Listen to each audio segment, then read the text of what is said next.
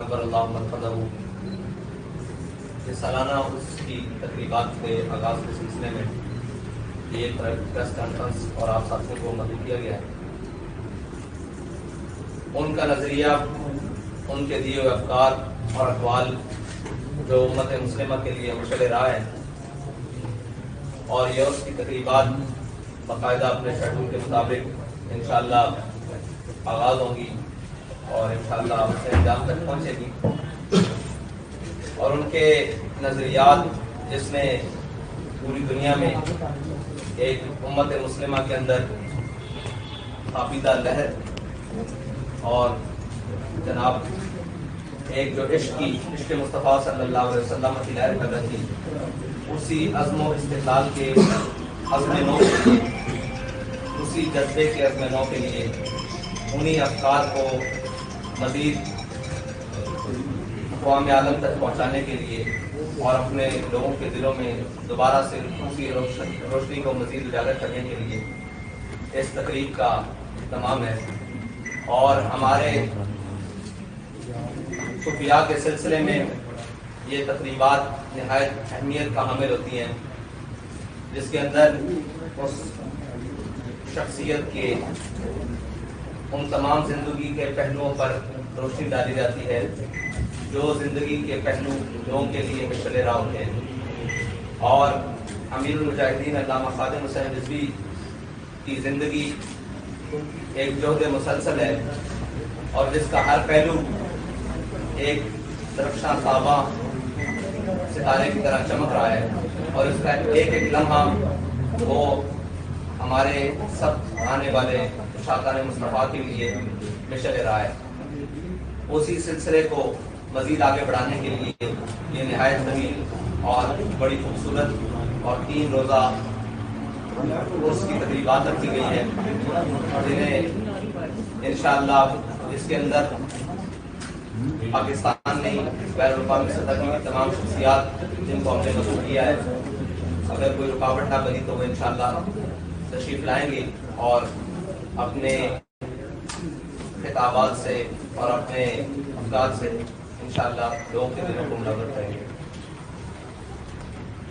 اور علامہ خادم حسین رضوی نبر اللہ مرکزہ کی زندگی ناموس رسالت، ختم نبوت اور دین اسلام کے پرچم کو سربلند کرنے کے لیے اور وطن عزیز پاکستان کی نظریاتی اور جغرافیائی سرحدوں کی حفاظت کرتے ہوئے گزری، اور وہ زندگی ایک ایسی زندگی ہے جس نے ایسے نقوش چھوڑے ہیں اس پاکستان کی تاریخ میں کہ شاید ان کا ثانی یا ان کی طرح کا کوئی شخص دوبارہ اس دھرتی کو نصیب نہ ہو سکے، جنہوں نے اپنے افکار سے بھی، اپنے اقوال سے بھی اور اپنے عمل سے بھی ہر میدان عمل میں ایک جاندار مقدمہ اٹھایا، اور اس مقدمے کے اوپر پہلا دے کر بتایا کہ حضور سید عالم صلی اللہ علیہ وسلم کے دین کی ترجیحات اور اسلام کے بنیادی اصول اور اسلام کی روح آج بھی زندہ ہے،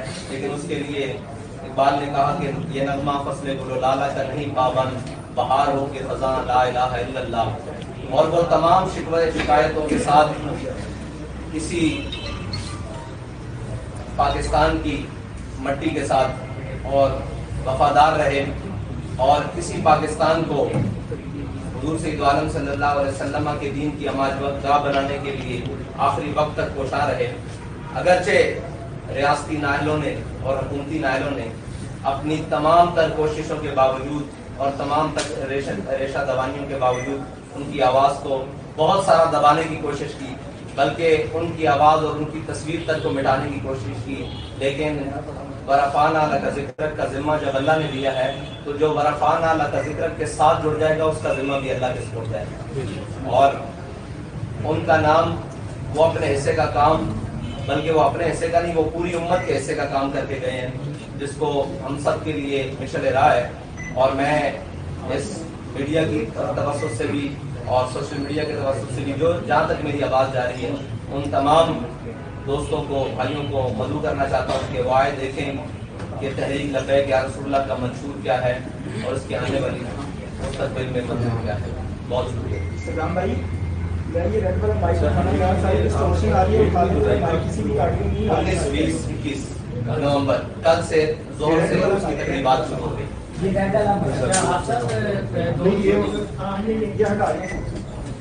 सवाल जवाब का सिलसिला शुरू है, आप भी सवाल कर सकते हैं, उसका जवाब हम ही देंगे आप. बेरोजगारी, बिजली, पेट्रोल, बेयकीनी की सूरत हाल है, सियासी अदम इस्तेकाम है, डॉलर रुक नहीं रहा, इस पे आपकी जमात का मौक़िफ़ क्या है?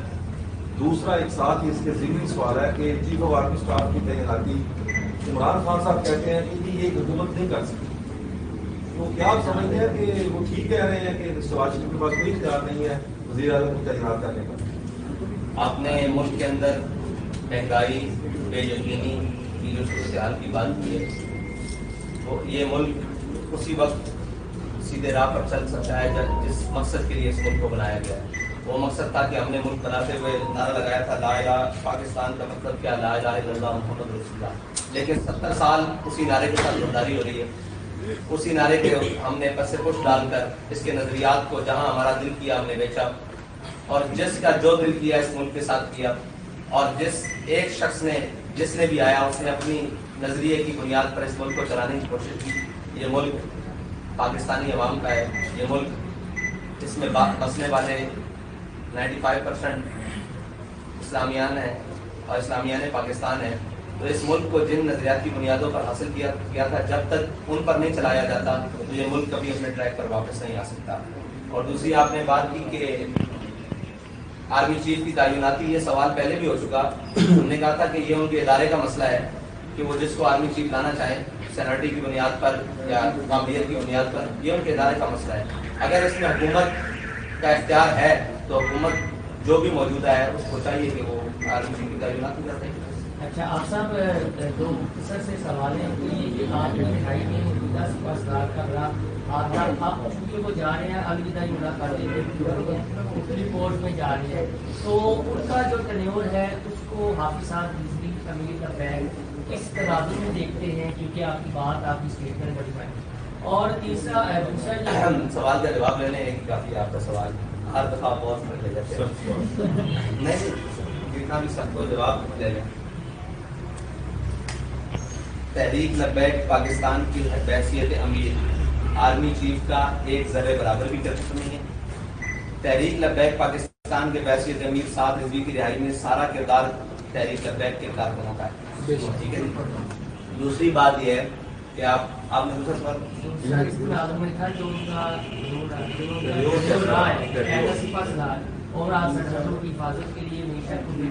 नहीं, वो तो बड़ा अजीब है.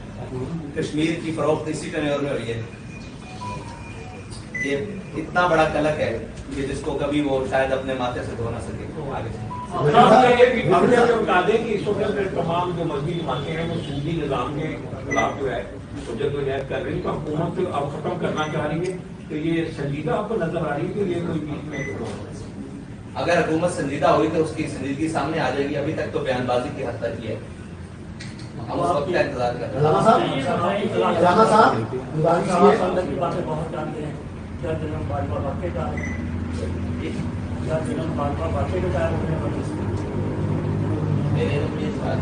रिटायर हो रहे हैं. नहीं, अगर उनकी मुद्दत पूरी हो रही है तो रिटायर हो रहे हैं. दुकान के लिए आप ये बताइएगा, आपकी उसकी जो तकरीबात हो रही है क्या इसमें अलामा हासिल चलाने को भी आपने दावत दी? हमने सलाह आम है याराने नुक्ता दान के लिए वो याद आप सब पीटीआई की कमेटी जाने से ये पीटीआई की जाने से तैयार किया जा रहा है कि पाकि हुकूमत रिपोर्टेड है, इसको बरमी मुदाखलत के जरिए है. ये क्या आप भी समझते हैं पाकि हुकूमत रिपोर्टेड है? और दूसरा वो का ये है कि फौरी इलेक्शन जो है, क्या फौरी इलेक्शन के हक में आप भी चाह रहे हैं कि फौरी इलेक्शन?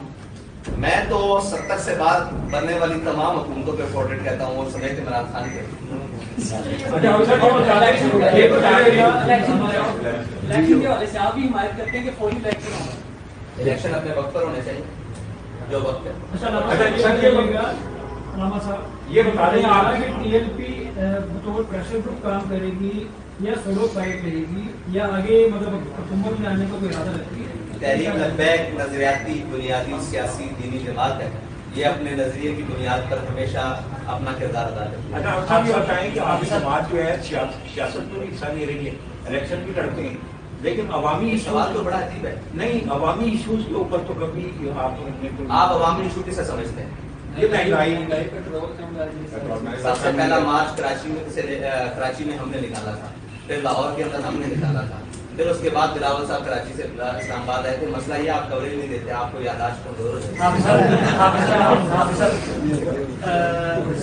میڈیا میں جو ہے وہ ایف آئی آر کے آرڈر ہو گئے ہیں، ڈی پی او، آر پی او، ڈی سی اور سب کے خلاف. کیا جن لوگوں کے خلاف ایف آئی آر کے آرڈر ہوئے ہیں وہی ذمہ دار ہیں یا پس پردہ کسی کو بھی آپ ذمہ دار سمجھتے ہیں؟ وہ جو جی آئی ٹی بنی ہے اس کی رپورٹ ابھی تک نہیں آئی، جب آ جائے گی تو سارے مدار سامنے. اس کے اوپر تمام میڈیا کو تھوڑا سا ایک لائن میں ضرور آگاہ کر دیجیے گا کہ جو محرکات ابھی جو پروپوگنڈا اس سے متعلق ہے اس کے بارے میں. اس کا کیا پروپوگنڈا ہے؟ یہ پروپوگنڈا ہے کہ جو ہے وہ آرکسٹریٹڈ تھا، نہ کہ جو ہے وہ میلاد النبی کے آڑ میں سیاست کرنے کی کوشش ہو رہی. جب ہم سیاست کرتے ہیں تو ہم دباؤ کرتے ہیں اور سینہ چوڑا کر کے ہر میدان میں کھڑے ہو کر بتاتے ہیں ہم سیاست کرنے کے لیے آئے ہیں. جب ہم اپنے دینی ایشو کے اوپر آتے ہیں تو پھر ہم بتاتے ہیں کہ ہم اپنے دینی ایشو کے اوپر. میں نے آپ کو پہلے کہا کہ تحریک لبیک بنیادی نظریاتی دینی سیاسی جماعت. تھوڑی سی ڈیٹیل بتائیے کیسے سیشنز ہوں گے، کس طرح یہ 3 دن کی تقریبات جو ہے وہ جی وہ اس کے لیے دعوت نامہ بھی ہے اور پہلے چادر پوشی کا اہتمام ہے، اس کے بعد محفل قرات و نعت ہے، اس کے بعد ہمارے ذمہ داران کے تحریک کے ان کے خطابات ہیں، پھر علماء و مشاہد کے خطابات ہیں، پھر آخر میں مرکزی خطابات ہیں رکن شورا اور سب آج کل طریقے بہت چلے ہیں، سوچا حالانکہ طریقے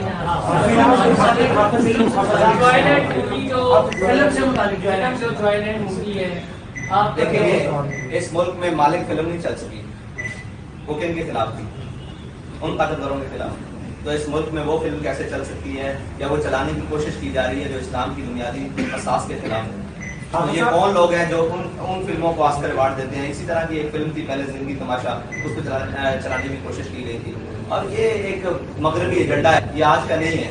یہ ہمیں ہمارے جو سیاستدان ٹرانسجینڈر قسم کے سیاستدان ہیں ان سے ورثے میں ملا رہا ہے. جس کا جو دل آتا ہے وہ ان کی نظریات کو، ان کی چیزوں کو. ابھی سلمان صوفی کی میں ٹویٹس پڑھ رہا تھا، اس نے کہا کہ وہ میں ایڈوائزر ٹو پی ایم ہے، وہ کہہ رہا تھا کہ میں نے بہت کوشش کی اور یہ وہ. جب ہمارے مقتدر لوگوں کے، مقتدار لوگوں کے، جو پاکستان کی سب سے بڑی سیٹ ہے اس کے دائیں بائیں ایسے لوگ بیٹھے ہوں گے جو ایسی چیزوں کو پروموٹ کرنا چاہتے ہیں، تو پھر وہ کیا سمجھتے ہیں کہ مذہبی طبقوں سے ان کا یا دینی طبقوں سے یا معاشرے کے جو بھی ایک حساس طبقے ہیں ان سے ان کا ٹکراؤ نہیں ہوگا؟ بالکل ہوگا ان کا ٹکراؤ. یہ ان کو خیال کرنا چاہیے کہ ہم جس منصب پر بیٹھے ہیں اس منصب کا جو بنیادی حق ہے وہ یہ ہے کہ پاکستان اسلام کا قلعہ ہے، اس میں کوئی بھی چیز جو اسلام کے خلاف ہے وہ نہیں ہو سکتی. آپ ماشاءاللہ بڑی مہذب تحریر ہے اور آپ جو بات کہتے ہیں کارخانہ اس کو مکمل عمل بھی کرتے ہیں. یہ 3 روزہ جو آپ کا عرص ہو رہا ہے اس میں یہ راستے باندھ رہے ہیں آپ، تو کیا اس کے لیے آپ نے انتظامیہ سے کوئی ایم او سے لیا یا اس کے بادل آپ نے کچھ ریٹ کیے ہیں یا یہ بس اپنے طور پہ یہ سارا ہوگا؟ اور یہ راستے عوام کو بھی کافی تکلیف ہوتی ہے سب صبح سے، یہ راستے بند ہوتے ہیں، ہم اس کا کوئی تبادل یا کچھ اچھا آپ کے پاس طریقہ؟ جی جی ہم نے انتظامیہ سے تقریباً 1 ماہ ہو گئے ان کے ساتھ مسلسل رابطے میں، اور ان کی طرف سے نو رسپانس، کسی قسم کا کوئی جواب نہیں آیا، کیونکہ وہ خود روڈ بند کرنے میں مصروف ہے، وہ خود دھرنے دینے میں مصروف ہے، ٹھیک ہے، اور ان کی ڈیوٹیز لگی ہوئی ہیں کہ وہ شاہراہیں بند کریں. اب ہماری مجبوری یہ ہے کہ ہمارے پاس کوئی قریب ایسا گراؤنڈ نہیں ہے، کوئی ایسی جگہ نہیں ہے، ہمیں مجبوراً روڈ کے اوپر پروگرام کرنا پڑتا ہے. جب آ گئی نظریات کی بات تو اب ہم اپنا حق سمجھتے ہوئے روڈ بند کرتے ہیں. ابھی ہمارے پاس اگر اس کا متبادل کوئی جگہ ہو تو ہم نے ٹریفک کے جو ادارے ہیں ان سے بھی رابطہ کیا، پولیس سے بھی رابطہ کیا مسلسل. یہ تو ان کا کام ہے متبادل پلان دینا، لیکن اگر وہ نہیں دیں گے تو اس کے لیے ہم تیار ہیں بالکل انشاءاللہ.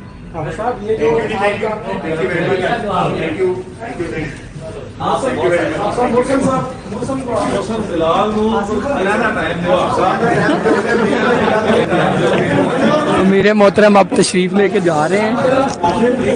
پریس کانفرنس جو ہے وہ مکمل ہو چکی ہے.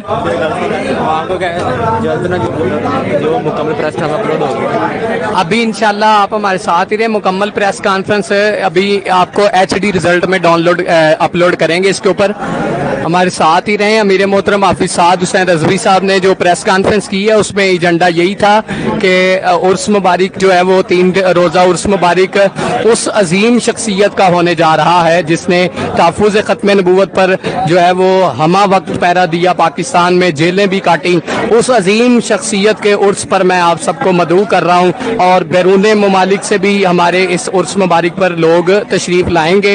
और जो जो आइलैंड मूवी है उसके ऊपर उन्होंने बोला कि अगर वो ये समझते हैं कि वो इस्लामी मुल्क में ये मूवी चलाएंगे तो फिर उनका टकराव मजहबी लोगों से ज़रूर होगा।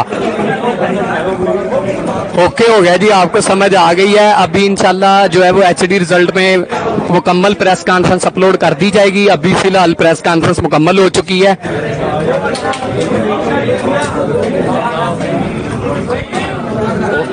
जी वालेकुम अस्सलाम। चलिए उधर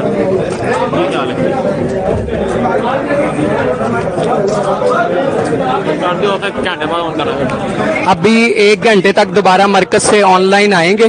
फिलहाल जो है वो ऑफलाइन होने जा रहे हैं। मरकज 36G में ये मीटिंग हुई है।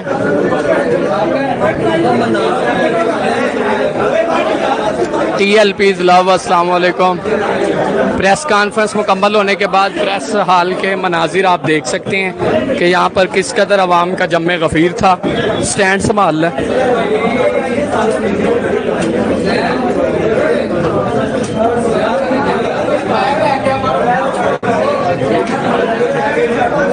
चलिए मरकज, हाँ जी मरकज चले। सरवर साहब की कोशिश कर रही है किधर नहीं बात करना दूर चलता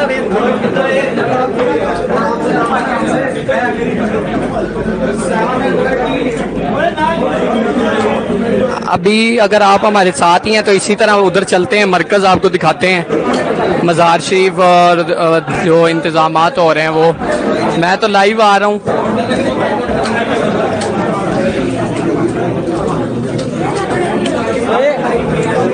जी जी मुल्तान रोड पर। आमीन जी आमीन।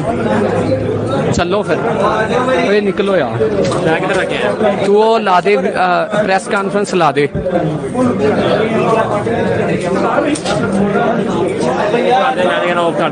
नहीं करनी देख रहे जिन्ना चर इस वक्त हम मरकज 36G जो है वो मौजूद है। उसमें यहाँ पर अहम प्रेस कॉन्फ्रेंस हुई है। अमीर तहरीक लब्बैक पाकिस्तान ने जो है वो बहुत ही अहम प्रेस कॉन्फ्रेंस की है।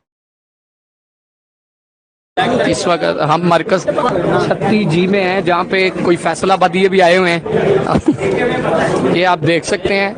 ये हाँ उधर रखे है फाड़, उधर वो उधर अंदर।